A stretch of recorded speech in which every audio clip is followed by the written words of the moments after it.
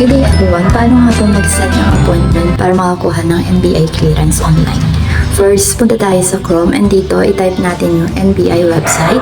Huwag niyo siyang ita-type sa may Google na NBI lang kasi maaaring ganito yung lumabas at kapag ganitong site yung lumabas, maaaring kayong may scam or magkaroon ng additional fee dahil hindi yan yung legit na website ng NBI. So dito, mobile site ko lang para makita nyo mabuti. So kapag may nagpapa-out na message dito, tap lang natin I agree, then close lang natin itong advisory. And here, close lang din natin.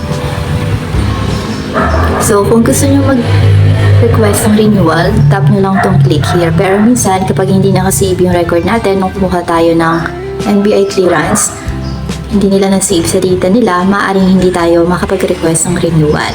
So, kung meron na kayong account, ilagin nyo na lang dito. Pero kapag wala pa naman, pwede kayong mag-sign up. So, ito lang yung mga kailangan nyong i-provide. So, kailangan natin ng government ID and ito yung mga personal details na kailangan nyo sagutan. Then, tap nyo lang dito yung box ng read and accept terms of services and yung I'm not a robot, then tap nyo yung sign up.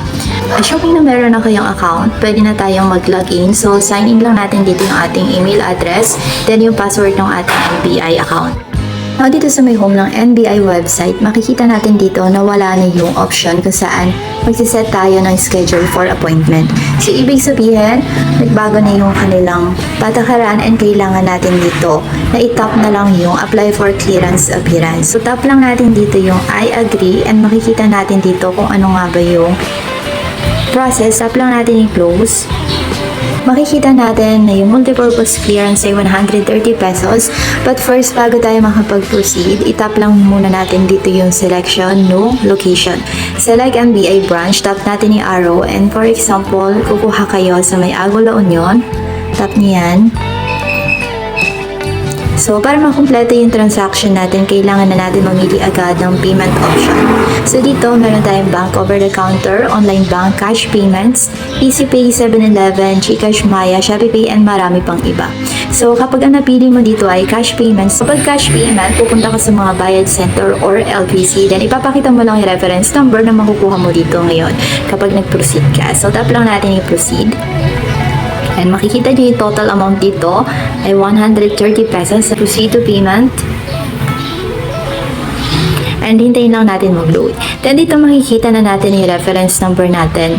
And yung magiging total amount to be free nito ay 160 pesos dahil meron system fee na 30 pesos.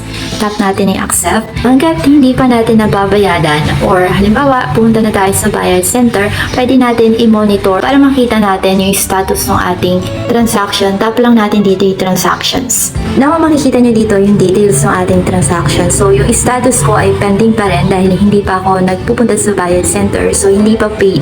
Pero once na nakapagbayad na kayo, makikita nyo dapat dito nag-reflect na at ang status nyo dapat ay magpapalit sa paid. Okay? Paid dapat yung makikita nyo dito. And by the way, makikita nyo dito yung appointment date nyo, usually same day na din kung kailan kayo gumawa ng transaction dito.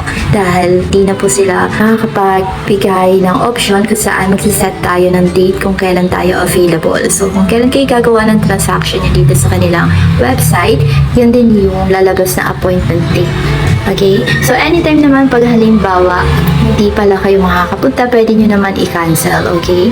So, pag-isipan nyo mabuti kung available ba talaga kayo sa araw na gagawa kayo ng transactions. Anyway, so hanggang dito na lang ang video natin for today. Pero kung meron kayong katanungan or suggestion, iwan nyo lang yun sa ating comment section at sasagutin namin.